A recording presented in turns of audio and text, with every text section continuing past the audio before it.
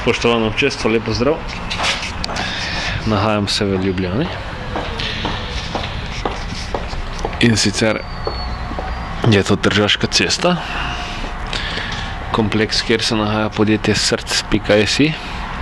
In tukaj na tem parkirišču je vsaj nekoč, ne vem če še, ta tako imenovani biokibernetik Slavko Gorenc udejanjal svoje biokibernetske manipulacije. Tukaj je ena oznaka teh njegovih žarkov, tukaj še ena.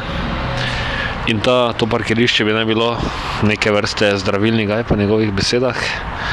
Bistvo vsega pa je, da človek za svojo dejavnostjo, sedaj niti ni bistveno, ali je zadaj kaj realnosti na resnici ali ne, povzroča to, da ljudem krade njihov lasten jaz, se kot človeka dobi v kremplje, prepriča, da je le on tisti, ki lahko odloča o njem in da le on zna obvladati neke svetove zdravja, in potem ljudje postanejo neke vrste njegovi sužnji. In velja seveda tudi za ženske, in se to sprevrže v depersonalizacijo in neke vrste sektaštvo. Zato apeliram na vse, ki vas to tudi pritegne, poberite tisto, kaj je smiselno in koristno, in se odločite po lastni zdravi pameti, ker se lahko drug človek, če primerjamo z računalniškim svetom, v glavo naseli kot trojanski konj in prevzame nekatere procese odločanja. In to pomeni potem neke vrste ene pseudoschizofrenije.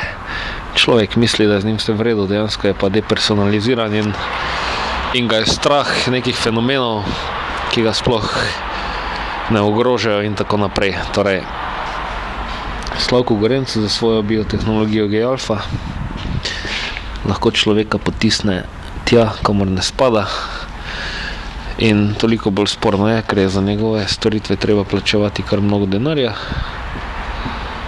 In glede na to, da se pa to ne uveljavi, kot on trdi, je potem tudi vprašanje, koliko je tu realnosti. Pa kot rečeno, zdrava osebnost iz fenomenov, iz dogodkov, tudi iz filozofij potegne koristno miselnost, jo uporabi za zdrava dejanja in zmeraj pri tem ohranja svoj lasten zdravi jaz.